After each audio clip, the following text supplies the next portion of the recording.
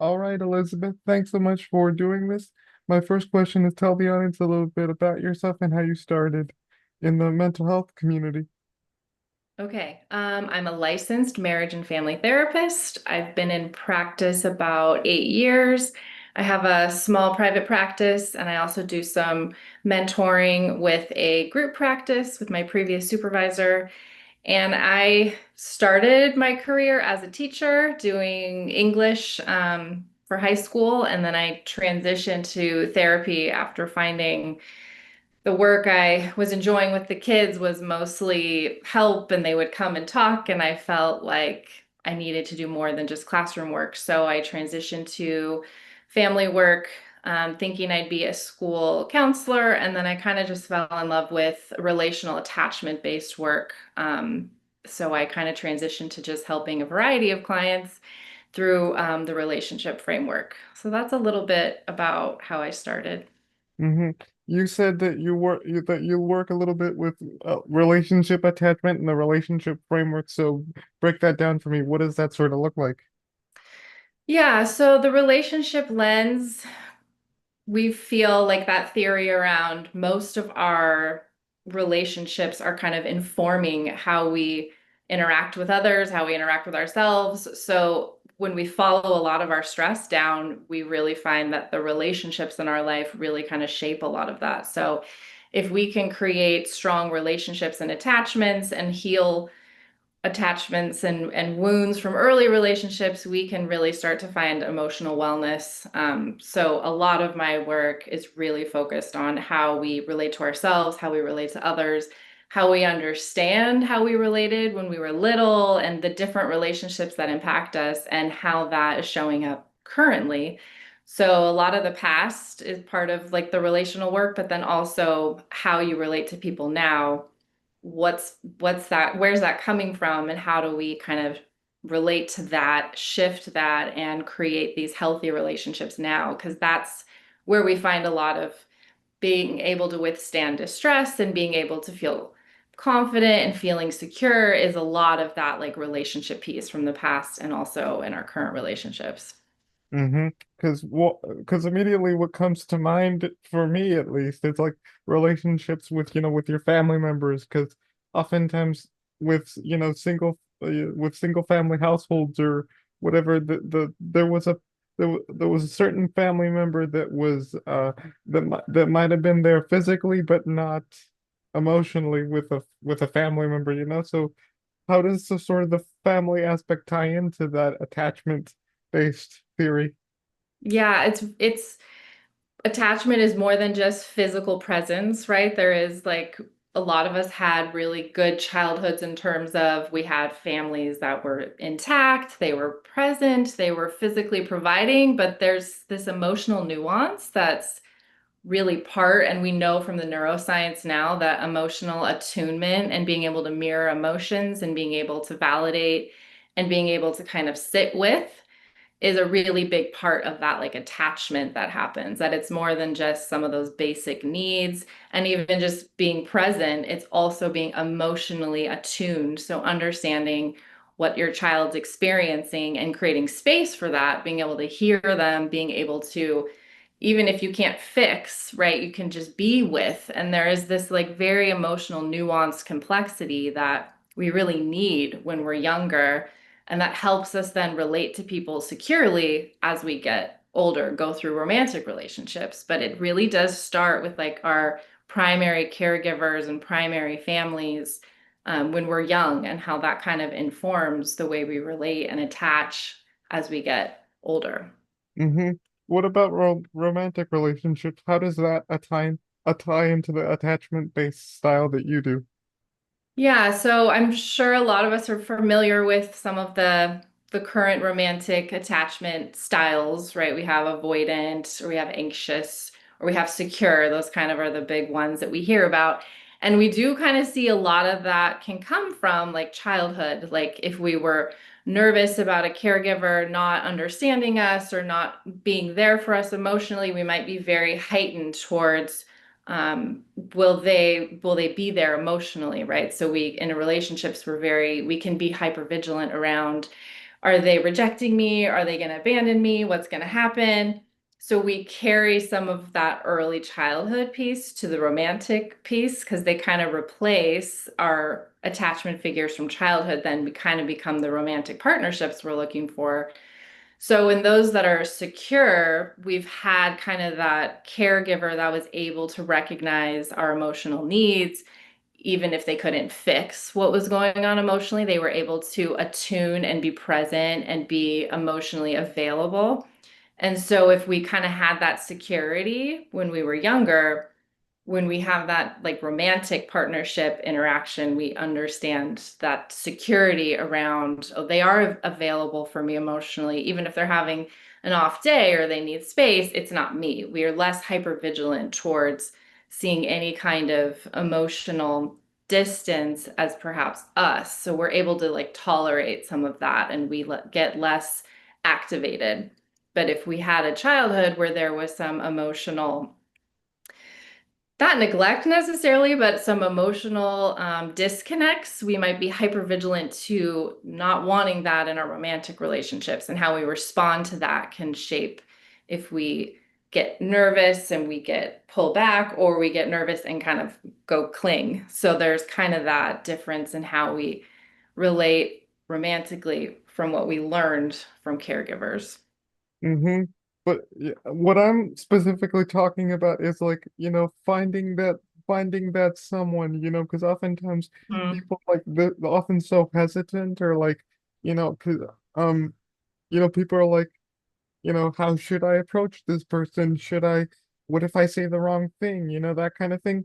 I'm talking about separate from the family structure. I'm just talking about just plain, you know, you know, talking to people and getting to know them.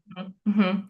Yeah, so that like security. So even though it's of now, right, we do tend, when we had that security growing up of confident and assured, some of us tend to feel more confident to go and approach or to feel confident that we could withstand if they didn't like us, we're okay and we'll try again.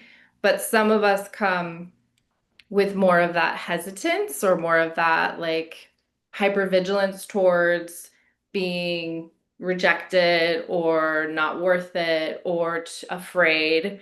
So we don't have necessarily some of that early security to go out and explore and to have some of that um, courage, that ability to withstand making friends, right? We see it with little kids, and if they're able to go and make friends, and it translates to dating, right? Like we want someone to accept us, we want someone to understand us. So that security comes from long line, right? And sometimes we can create that for ourselves through our friendships and through positive dating experiences. But if we have a hypervigilance towards they're not going to like me, we might feel hesitant to even approach because we're not sure if we could withstand how painful it can feel to be rejected. Because I feel like some of the easiest friendship to relationship dynamics, feel like they're easy, whereas like plain, just finding someone, it's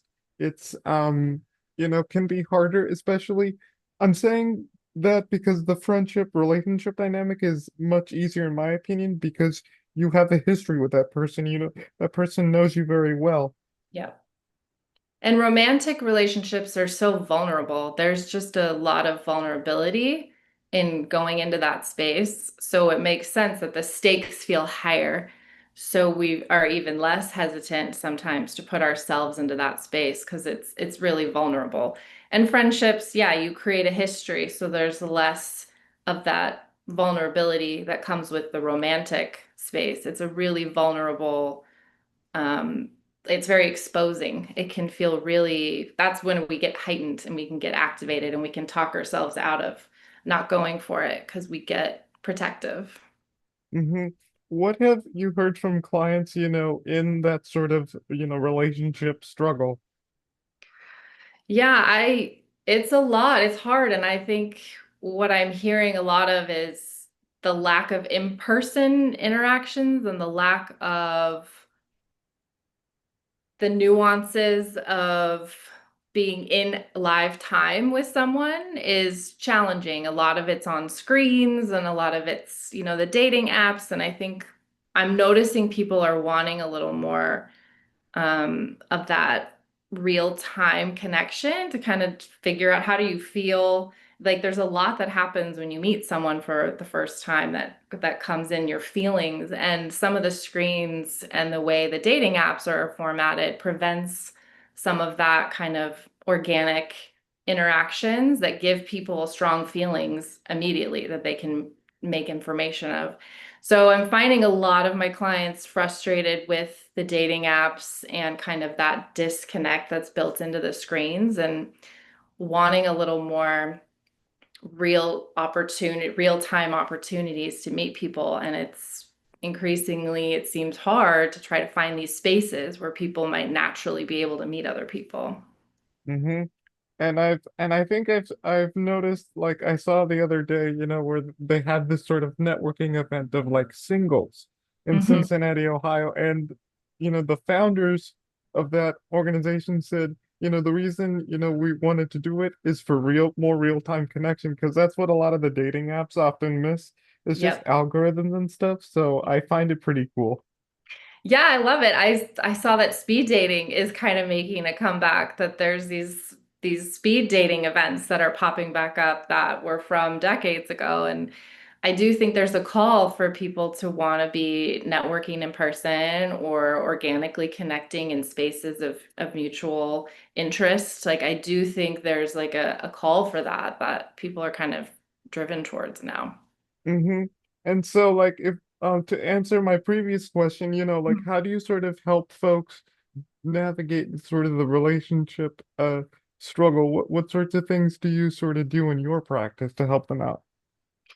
Yeah, I mean, I think a lot of that internal strengths, like trying to help ground to what you do find a strength about yourself, can help you gain some of that security and assurance that when we are hesitant to kind of put ourselves in vulnerable situations, like how do we kind of tether to ourselves and find calm and assurance in things that we like about ourselves or in things that we value about ourselves, to try to help us push through some of the nervousness or the protections that come up or that want to kind of prevent us from going into these spaces that may have really interesting opportunities to meet someone. So a lot of the work is that positive psychology around, like, well, what do I like about myself that I could try to ground to? And then we can kind of lead with that. Because if we lead with anxiety or we lead with nerves, it tends to protect us and we don't always show up as like our core self. So, how we kind of